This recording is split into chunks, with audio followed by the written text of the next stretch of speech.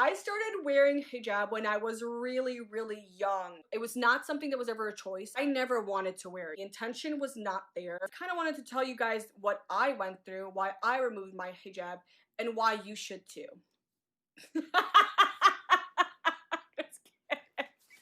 Every time I would get up in the morning and I'd put my hijab on, I would be like fucking cursing the fuck out of it. Like, I'm sorry. And I know a lot of people get upset by shit like that, me saying things like, I don't give a fuck. That's my reality. I'm not ashamed of the things I thought. So, doesn't look at the outside appearance. God looks on the heart and it looks on the mind. Yeah? So you can walk around covered, eyes, everything, and you can be the dirtiest thing. Hold on. You can be the dirtiest thing in your planet because you can be thinking, I want to go and have sex with this person. I want to see. I want to do this. So it's your mind. It's not your outside exterior. It's your inner exterior. Of your confidence in what you're believing in, you don't have to come here and disrespect us. I didn't disrespect you. You're disrespecting I'm just shining the light on you. No, you're not. Why do you feel disrespected? I don't hate Christians. No, I don't hate you. I don't hate you. No, we don't. No, sorry. Sorry, baby. Sorry. I don't want to break your heart. We don't believe in the same God. Your God is not my God. I don't care about you. Okay. We believe in this and we're happy to do it. Yeah. So you don't have to come here and say, no, you do it because of religion. Your religion requires it. No, yeah, because your religion requires it. Okay? Exactly, and I'm happy with my religion. So you don't have to make me feel like, oh, someone is forcing me to. When I am saying to you that, that how you cover yourself up to God, the creator of the heavens and the earth, that doesn't matter. What matters to him is your heart and your mind. Okay? It doesn't bother me. I just want you to see the light. I'm complaining. Okay? The way I live. I don't like it. But I don't have to convince you that. But you're entitled to that opinion. You're entitled to that opinion. And then you're entitled to your own opinion. Okay, so I'm speaking to you in truth and love. Okay, not out of hatred. The reason why you think I'm being harsh is because the word of God is so powerful. So, moving on. In the article, this woman, whoever these people are, the person in the picture, apparently she's saying that the hijab is a personal choice. Okay, let's say, first of all, this is a blatant lie. Hijab is not personal and it is not a choice, so it's not a personal choice. Hijab is forced on us. Hijab is put on us around the age of 9, is when our families or the society and the ideology itself tells the adults in this ideology to put the hijab on little girls, the age of 9. Because by the age of 9, a girl is seen as to have matured enough to attract a man. So at the age of 9, according to the Western values, do you see a 9-year-old as an adult capable of making a choice? Or do you guys see and have laws to protect 9-year-olds? It depends on your laws as well. See, in Islam and in Islamic countries, a 9-year-old is considered a woman. Now, regardless, 9, 10, 30, 50, a woman is deficient in Islam and she has no agency over herself. So the society controls the woman. So why are we adopting this value here in the West? Why are we holding forums where an adult woman is telling you it's a personal choice, but lying and confusing subjects to people who live in the West? Why are we doing this? And the other thing I wanted to talk about is that they're saying that it is not oppressive. It's just one-sided. One-sided everything, and it's always the side of the left, and it's always the side of Islam, and it's always the right. You know, you can't even question anything without being called a name, an Islamophobe or a racist. It's just the one side that they present to you. Have you read any articles with ex-Muslims in them, by the way? Have you seen any CBC articles explaining our side? The only CBC article that I saw talking about ex-Muslims called us far right. So let's say that this is in fact our choice. Here's Islam for you? Islam, from the minute that you are aware and able to talk and you go to school, tells little girls that we have to follow Islamic doctrine and cover up.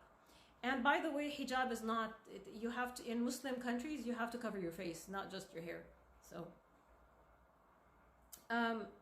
if we don't cover our face and our hair, the punishment in the religious scripture and texts is that women go to hell. There is actually a hadith by the Prophet Muhammad, and it's a correct one. It's an original hadith where he says that when he went up to heaven during whatever Isra Mi'raj thing, he saw that the majority of inhabitants in hell were women. So now you're a female growing up in this society, and you know that not covering up, you're being brainwashed and indoctrinated into believing that not covering your hair will land you in hell forever, where your skin gets renewed and you get burnt again over and over and over and over. Okay, where is the choice here? We've got a group of women with us in the studio. Welcome to all of you. Mabruka Beik has worn a hijab since she was 12 years old. Saha Al-Faifi chooses to wear a niqab even though her family would prefer her not to. Salima Bukayua is a fashion model who never wears any form of veil or head covering. And we're also joined by the activist and writer Huda Jawad. Welcome. Thank you. And Boris Johnson's comments. How are you feeling about it right now? I think his comments are clearly Islamophobic and racist. Is nothing but a dog whistle statement. He's dehumanizing and criminalizing Muslim women who chose to wear the face veil. And he seems to be that he just would like to increase his political profile in the expenses of my safety. You know, I am all for freedom of speech, but that comes with responsibility. And freedom of speech is not freedom of hate and bigotry. You know, because of his comments, I'm sure there will be a spark in Islamophobic abuse that can be verbal or physical, like what happened to Omar. I mean, so why is it oppressive? Like, if these women chose to wear this face veil out of conviction of faith, and there is part of their identity, and no one is forcing them to wear it, why is it oppressive? The problem is that we are having now white middle-aged men telling us what we should believe in and we shouldn't. And I find that patronizing. I mean, just on that, have you ever felt any pressure from anyone to cover yourself? No, absolutely not. I mean, I am a very strong woman. Anyone who knows me, like, there is no way anyone can force me to do anything. And actually, I have a nickname amongst my friends and colleagues that I'm the rebel girl, and I am. In Moroccan culture, it's usually that we wear it after marriage. It's just how we decided to interpret it. You can see that in Morocco, you can see that in the UK. Some do, of course, some don't, but I just personally don't feel like I need to, or I just don't want to. So, I mean, what we're hearing obviously from both of you is you both feel very strongly that, you know, religion aside, what you're doing is your free choice. Yeah, you're for following sure. your I feel free like will. just how I'm empowered by showing my hair, she feels empowered by wearing the full veil. I'm against forcing anything. As if I knew he's going to make these comments that I passed my skydiving. Exactly. Yeah. She's a class A feminist and she feels empowered. Mabruka, you've been wearing the hijab, the headscarf, since you were 12. Since 12, yeah. And was it always a free choice for you? Well, to be honest, I have been encouraged by my family to do so, but as I grew older, I felt it's part of my identity, and I felt it's my freedom to wear one. As I grew older, I felt a bit that society is sort of tries to alienate women who It's wear interesting a that you scarf. talk. I don't feel there is any misogyny at all around the wearing of the veil, covering yourself up, because obviously men don't have to do the same. No. Have you ever been in an environment where you have had to wear it? No, I've never been in an environment I've had to wear it.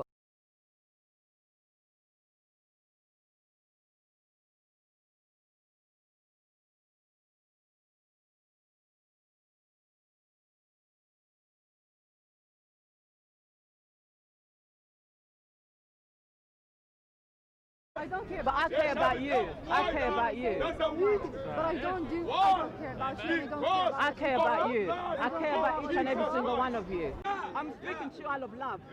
I don't believe that. Okay, I'm speaking to you out of love, yeah? And I'll try and be as respectful as I can to your religion. But I'm not religious. Hold on. No. Listen, I'm not religious. For who the Son says free is free indeed, okay? That doesn't mean that I'm lawless, yeah? That means I will live here and I'll go and sin, yeah? But my sins are not intentional. And when I sin, I say, Father, I have sinned, forgive me.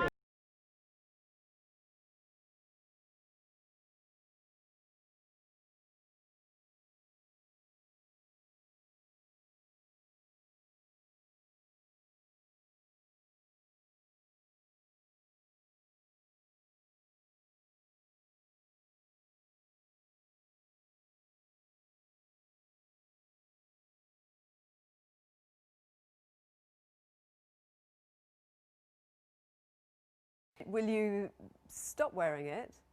No, I will never stop wearing it because this is my right, and I'm pretty sure that this law goes against human rights. But you tell me, you see a little girl, imagine a little 9-year-old girl wearing this, what do you see freedom? Just your gut reaction when you see anyone wearing something like this covering themselves. Do you look at them and say, look at this freedom, this is beautiful? Or do you kind of wonder, you know, what is this? Why are they wearing this? I don't understand it.